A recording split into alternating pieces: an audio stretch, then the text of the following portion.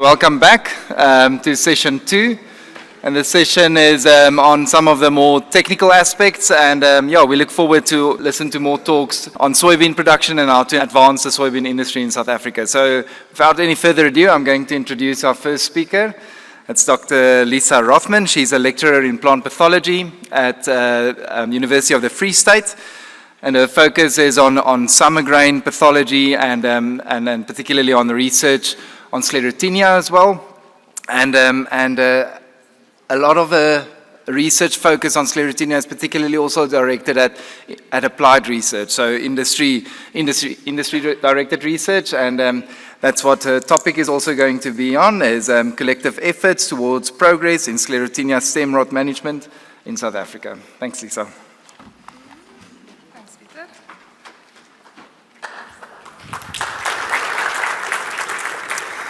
Right, good afternoon, everyone. I just want to say, Dr. Brenhan already told me, please don't disappoint. So now there's a lot of expectations set. And I always wanted to be a pop star. So you guys ready? No, I'm just joking. Right, so, I'm going to take us through a little bit of the realities of Sclerotinia in South Africa, why it is hard to manage, where are we making progress, some realities of rotation, and then a closing reflection. Now, being a senior lecturer at the university, I love engagement. And it's difficult to do that at an event like this unless you have technology. So I know all of you have cell phones. Please take them out now. Turn your camera on. This is not so I can be YouTube famous. This is so that you can do an activity. Right. I want you to scan this QR code. And I want you to tell me, it'll be anonymous, it'll only be on my phone, it won't be on the screen, unfortunately. I want you to tell me what you think the success looks like in Sclerotinia stem rot management. I'm going to ask politely, use your words, and try and stick to soybean stem rot. I know that Sclerotinia and head rot has been an issue this year, but I'd like to see what your responses are. See, I can already see one person is following my instructions. 6 people are typing.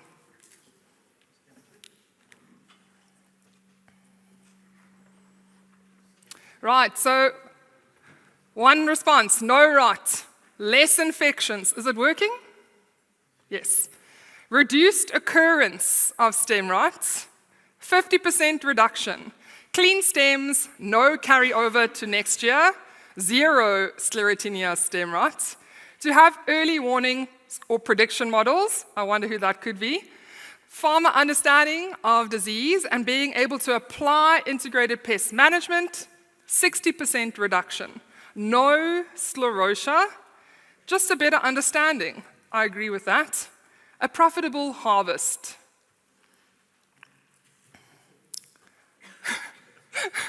Only on your neighbor's farm. Shame on you. More predictability in terms of management decisions, early warning systems, right? The complete control, proactive spraying programs, and I'm going to read 3 more and then I'm going to end.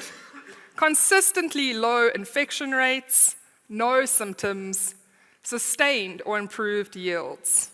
So thank you to everyone. I've stopped the participation so that you can all refocus on the task. So what are some of our realities? Now, you'll see why I asked these questions of what is it to be successful with managing Sclerotinia, and at the end, you can decide where we are in this success. Right. So the soybean cyst nematode is the #1 yield burdening pathogen or problem parasite globally, although we haven't had it formally reported in South Africa yet.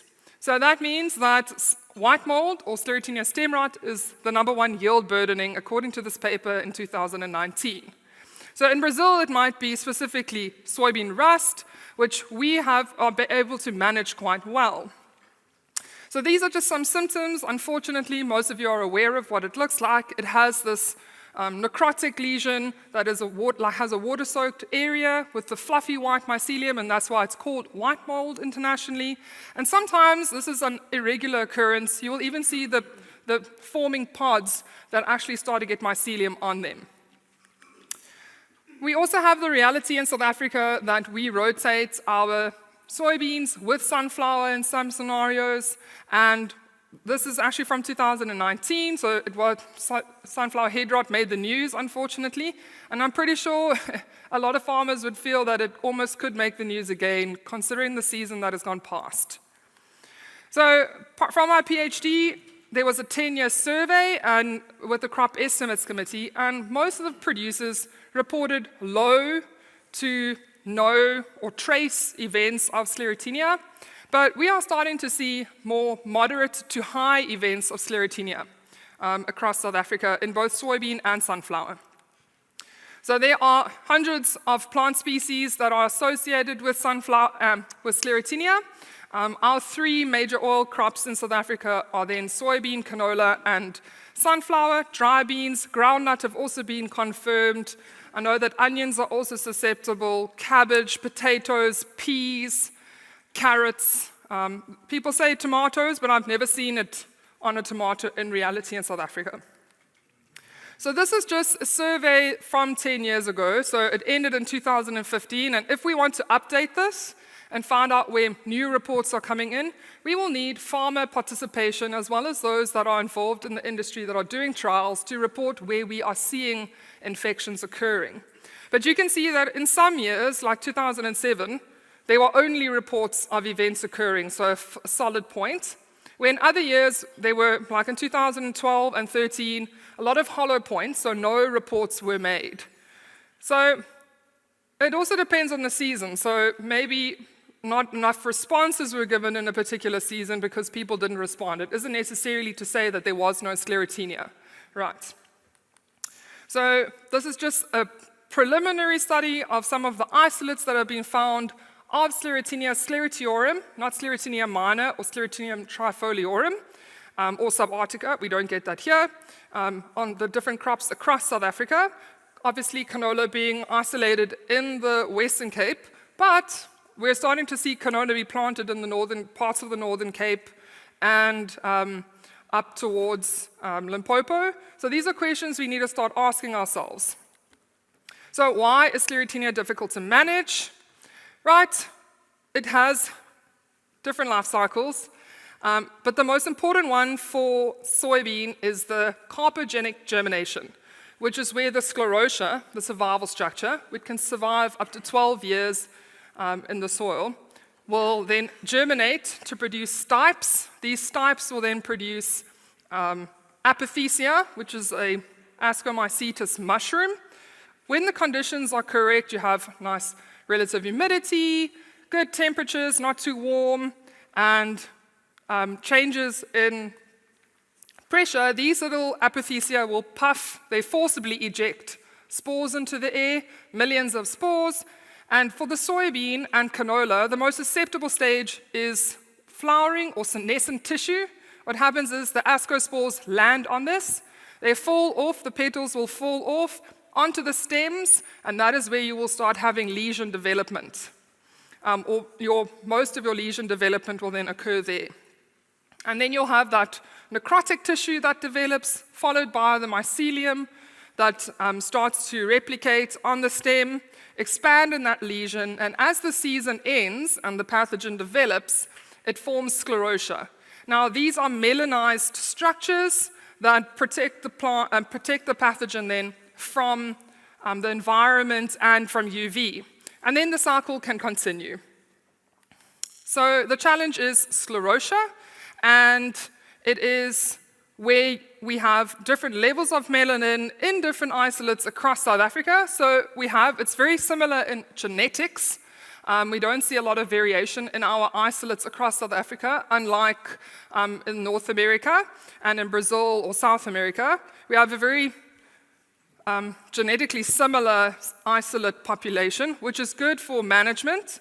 And another thing to say about the population, it's not like rust, where you have specific species that are related with like oat or barley, or different races for those specific. One Sclerotinia, Sclerotiorum will affect all the crops that are susceptible. So inside a sclerotia is it's an exogenous source of energy for the pathogen to actually create this little for the apothecia to emerge. And so this little apothecia will emerge. It's really not a very big structure, no bigger than, the disc can be maybe the size of your pinky, like the tip of your pinky, and they can be quite tricky to spot if you're not sure what you're looking for. So we do a lot of training with producers and agents and industry members to what to look for when we look for apothecia. And this is the structure. It's almost like a trumpet tea, soos 'n piering, a saucer that you are looking for. Don't get confused with the bird's nest fungi. These are harmless little creatures. So I don't know if this is going to work. I hope it will. Yes. So this is just how apothecia are germinating out of sclerotia and how they die. And if you want to see what it looks like when they're puffing,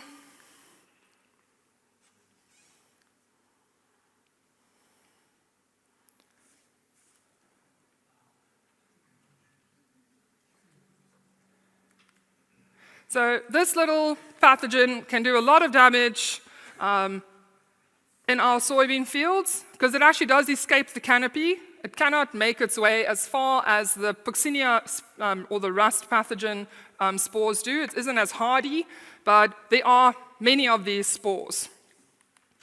So that was in case the video didn't work. Right. So where are we making progress? So sclerotia and ascospores make it difficult to manage this, and also our understanding of the environment and what causes these two events to co-occur at the flowering time. So where are we making progress? So some of this is specific to soybean, and some just links to Sclerotinia, but I have a focus on soybean. So in the Western Cape, the government of the Western Cape have these tiny little cameras that are focused on the sclerotia during the canola season and looking whether they are actually germinating or not. Right, so this is something that I think would be really cool if we could implement in our soybean production regions, just to have an idea so farmers can see, oh, there is actually apothecia, and this can be a prediction instead of scouting all the time. You could then go, okay, if there's apothecia here, I can go and scout in my field. There is no registered active ingredient for soybean, like a seed treatment yet, but be aware it can be carried over. It is seed-borne. We do find it in seed, but the seed has to be severely infected. It's not, no one wants to plant a soybean seed that has a Sclerotinia infection. They will usually get served out of the seed productions. So certified seed is the #1 way to manage your Sclerotinia, because you also will have, they are regulating the amount of sclerotia. You should only have 0.2%, or the permissible amount is 0.2% sclerotia in a seed bag. This is pretty much like how I like to explain it with Panado. Panado is not necessarily a dangerous chemical, paracetamol, but there are still some risks associated with it. They can't guarantee you that there's no risk. Right, so it's the same with seed. You cannot guarantee absolutely no sclerotia, although I'm assured most companies don't want to give you any sclerotia. Okay. So I was consulting with Dr. Sandra Lamprecht from Stellenbosch's ARC, and I think one of the key takeaways as well is not to forget that there are other pathogens that are in our soils, that are in the air, that are causing problems to soybean production. And some of these can include Diportiae, Peronospora, and Cercospora. So keep this in mind. Don't be like a horse with blinders and only focus on Sclerotinia. Keep these in mind. And they did some seed treatments, and these are Dr. Sandra's words. The advantage of using seed treatments to manage pests and diseases is their precise and targeted application, using minimal chemicals that specifically target the seeds while minimizing harm to the environment. Now, they tested 27 different seed treatments. This is an article that you can read in the Grain SA magazine. And they saw notable differences. Unfortunately, the product that gave the best result against Sclerotinia is a non-unregistered product. So we can't really recommend that to farmers, right? Not can't really, we cannot recommend it to farmers. Then I was in this is where my disclaimer has to start. This is not a paid promotion. I'm happy at the University of the Free State, but I've spoken to a lot of my colleagues and different stakeholders in the Sclerotinia network. So here we can look at, there's a new product or new technology, Miriam, that has been released. It's primarily a nematicide, but in Brazil, they're looking at its efficiency on different crops against Sclerotinia sclerotiorum, or Mofo branco, and there really is a hope for this. So it would be really nice to see if we could get this as a seed treatment in South Africa, and there are conversations going on with how we can get this ball rolling. I think I'm going to skip over some of these slides, just for time's sake, to make sure there's enough time for questions. So this just explains how the mechanism works. What I can maybe do is I'll make a QR code. If you follow Sclerotinia ZA, I'll put the link up and you can get the whole presentation. Okay. We do cultivar evaluations, and we work very closely with all the national cultivar trialists. And this is where we actually do inoculated trials. So we've optimized this technique, and we are getting really consistent results, although we've had very low levels of Sclerotinia in our results. During the national cultivar trials across South Africa, there are only 2 or 3 places that really get significant or reportable stem rot. So there's also been some research into what we call escape resistance, and this doesn't have to necessarily do with the genetics of the crop, but the planting time interacting with the maturity group of that soybean. So if we see earlier plantings with a shorter grower, you actually escape that period of time where there's an apothecia that's producing ascospores with flowering soybean. So it's not a true resistance like a breeder would speak about, but it is an escape resistance. These cultivars that we've noted also take longer to kind of get sick, and when they eventually do, the level of disease is much lower than the susceptible cultivars. So we also look at the future with remote sensing and machine learning, and this is more about finding specific patches that are at higher risk. And I know there are some companies that are also working on this technology where it's not necessarily only Sclerotinia, but they have specific stresses that are being looked into. So if we go look at biological control, we need to be very careful at what it really is. The first thing is direct antagonism, which is where you have a fungus or a virus that can attack a parasite or pathogen. This is direct antagonism. Then you have indirect antagonism, where you have fungi, for example, that can produce secondary metabolites that antagonize your parasite. Or you get something that's plant growth promoting. These are usually your biofertilizers, and they don't at all attack the pathogen. The focus is on making a healthier plant. So there are 3 key different species known in literature for biocontrol against Sclerotinia. Yes, there is a Pseudomonas, and there are some microviruses, but we're only really starting to study microviruses now. So the 3 key species are Trichoderma. They are this beautiful green fungi. It is a Caminithyrums minitans, which is a microparasite. It directly attacks a sclerotia.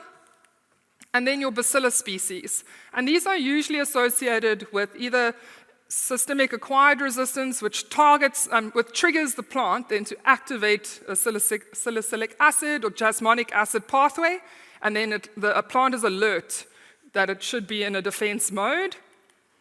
So these 3 products, again, this is not a paid promotion, that are available in South Africa are Lulstop, Contans, MBFI's Insight, and then Real IPM's Trichoderma, or Real IPM's Real Trichoderma, and it's registered for different crops. So the Contans actually targets the sclerotia by microparasitizing it, degrading the melanin, and then this sclerotia no longer can germinate, which is ideally where you want to target. But the efficiency under soybean production is something that we still really need to see in South Africa because it requires a lot of water application, so it can become costly, but it's still, in the long term, what you want to aim for, reducing that persistent threat of sclerotia in the soil. Right, and then you have MBFI's product, which on the label specifically has Sclerotinia stem rot management in here, and you do your full applications during flowering. So it's not just an in-furrow application. And then last but not least, you have Real IPM. Just want to make a note here. So if someone's here from Real IPM, you can maybe have a look into it as well. In the description, it contains Sclerotinia, but in the application table, it does not. So how do producers go about applying this then for our soybeans? So fungicides are costly, and they need to be timed right in order to be really efficient. And there are currently few registered products, at least there are. Sunflower has no registered products. So Prosimidone is registered. I must say, I have Corteva's hit also should be here. And then we have a pyroclostrobin epiconazole combinations. And they aren't labeled for Sclerotinia, but in the label it suggests to reduce the incidence of Sclerotinia. Right. So something to consider, why aren't we seeing more products? Yes, the registrar is one issue, but European markets are also looking at the Green Deal and reducing chemicals. There's also a big South African movement, fairly enough, called Unpoison South Africa. So by 2030, they want to remove 50% of hazardous pesticide use. So Benomil has already been removed from the market. This is highly carcinogenic, so probably a good thing that it's no longer there, but it removes one more treatment that we are able to use.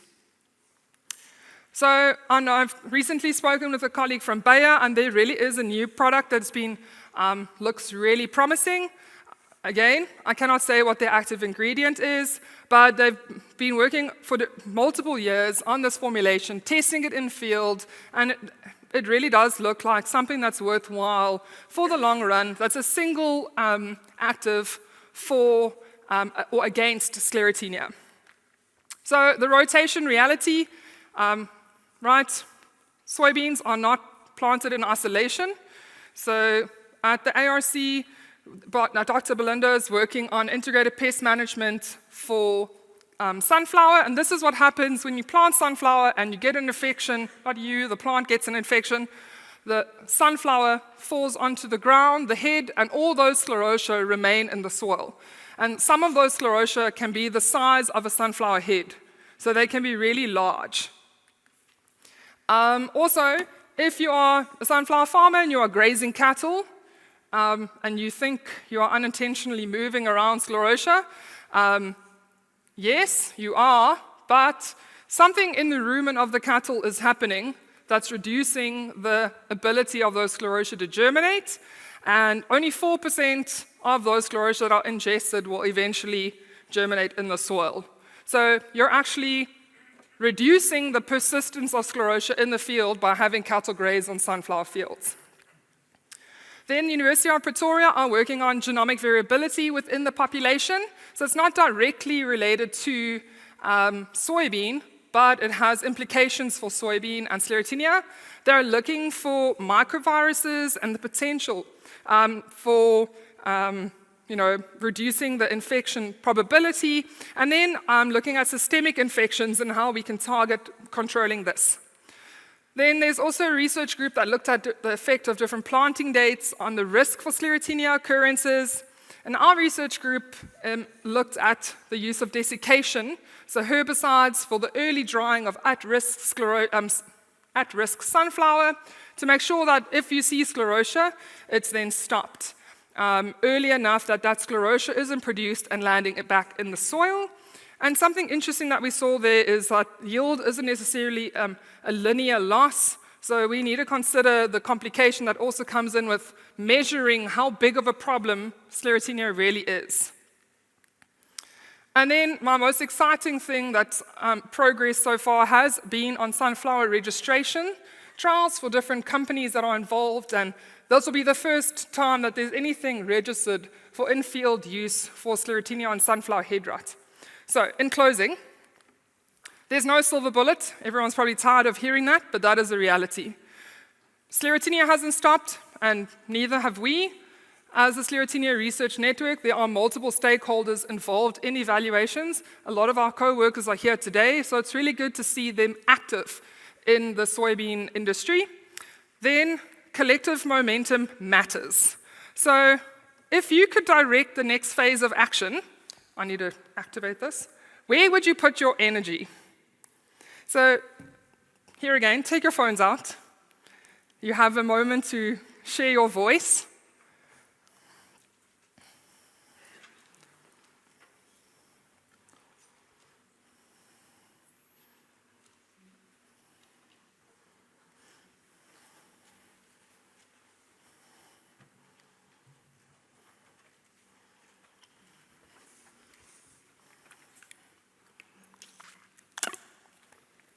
Right, 2 people are typing. Great. 5 people. 7 people. This feels like an auction. Okay, so biologicals, get more cattle. Yes, please. No, let's not deny South Africans a good old steak. Yes, precision technologies for integrated pest management, targeting the sclerotia themselves, genetic editing for seed, multiple holistic tools. Again, understanding the pathogen better, we can do that. We can do more training on that. Chemicals. Come and attend the Sclerotinia Day on the 28th of August at the Grain Building. Soil management. I'm pretty sure that's you, Godfrey, you sneaky. Buy new seeds. Agronomic practices such as row width. And this is something really important.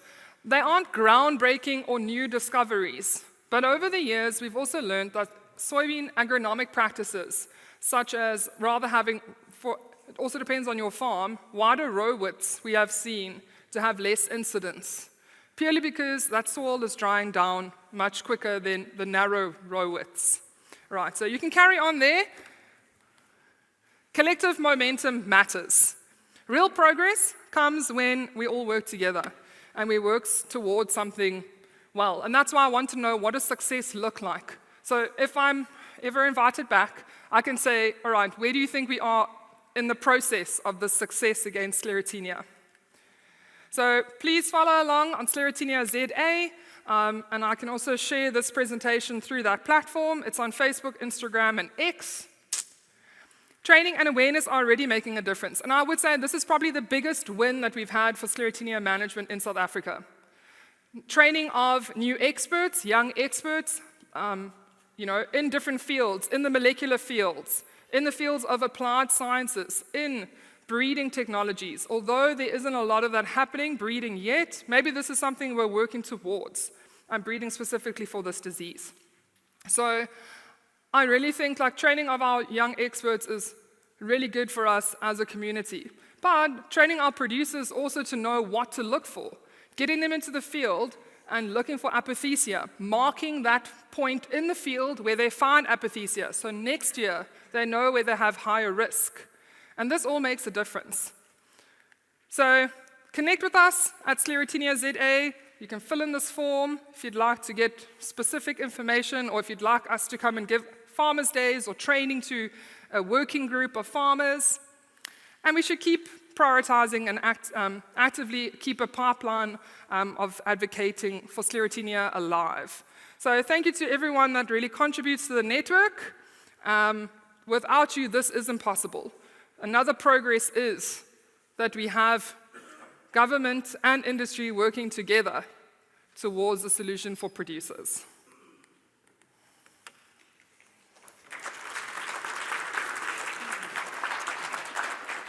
Right, thank you very much, Lisa. I'll allow time for a question or maybe two.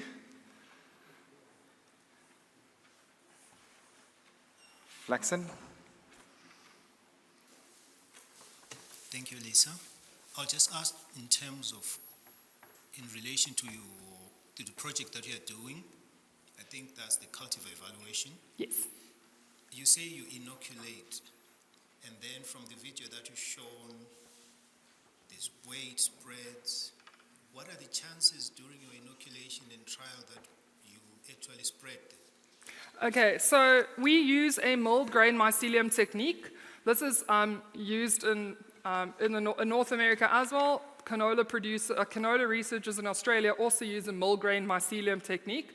So we tried it with ascospores, but growing up enough apothecia, sporulating them every 3 hours is just too time consuming, especially when you're inoculating hectares of field trials. We made in this past year almost 300 kilograms just for our trials of inoculum. And we sold about 300 kilograms to researchers around South Africa. So there's a lot of research going on for Sclerotinia, and we don't use the infection pathway is very similar because we make sure that inoculum gets on the flowering tissue. Yeah. And we have uninfected rows as well, so if there are any apothecia, then we have those uninoculated rows to protect or to compare. Right, thank you very much, and thank you, Lisa. So we'll excuse Lisa now. She needs to hit the road to Paris, I think. Yes. I'm going to do some farmer training at AECI. So let's give her a hand.